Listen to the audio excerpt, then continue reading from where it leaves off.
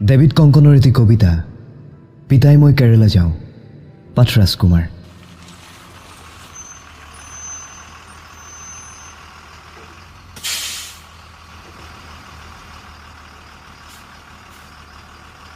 অস্থিৰ মনৰ বুলি নকবি পিতাই, ধৈৰ্য ধৰি ধৰি আজি বানডাল ছিগি গ'ল।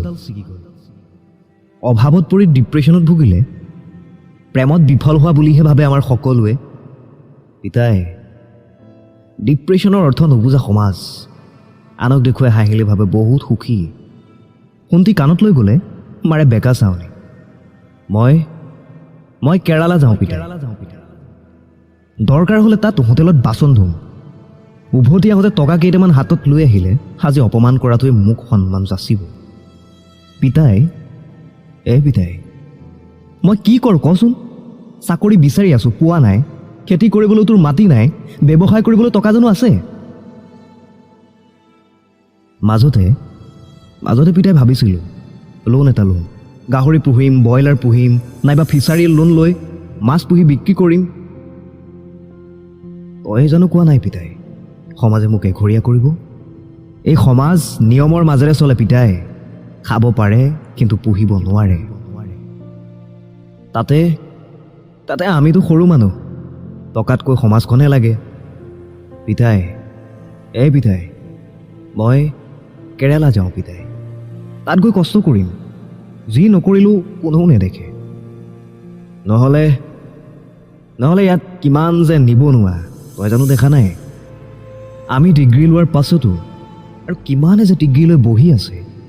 পিতাই, দুখীয়া হৈ জন্ম লোৱাটো পাপ নহয়, কিন্তু দুখীয়া হৈ মৰাটো পাপ। জীৱনত চলিবলৈ অজস্ৰ টকা লাগে, গাড়ী, মাটি, ঘৰ সকলোৱে লাগে। পিতাই, মই ওলাই যাওঁ, চেন্নাই, দিল্লী, কেৰালা, হায়দৰাবাদ, মুঠতে ক'ৰবাত যামেই। বহু বছৰ কষ্ট কৰিম, তাৰ পৰা আহি এখন দোকান দি বহিলোঁ। এতিয়া কুকুৰটো বুলিবলৈ বেয়া নোপোৱাসকলে তেতিয়া সোণটো বুলি ক'ব। পিতাই, আমিবোৰ লেই চাইছে, কিবা জানিলেও শূন্য জ্ঞান।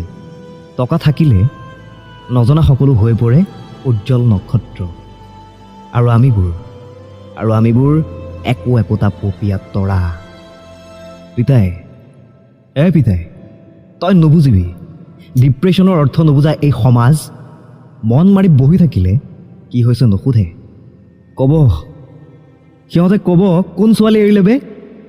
পিতাই, মোৰ দৰে কিমানৰ দুখবোৰ লিখোঁতে শেষ হৈ গৈছে কাগজৰ পৃষ্ঠা। পিতাই, ভাবিছোঁ ওলাই যাওঁ, দুখত পৰি আৰু কবি হ'বলৈ নিদিবি মোক। ইয়াত থাকিলে আৰু পাগল হ'ম, ভাবিছোঁ ওলাই যাওঁ। পিতাই, মই কেৰালা যাওঁ।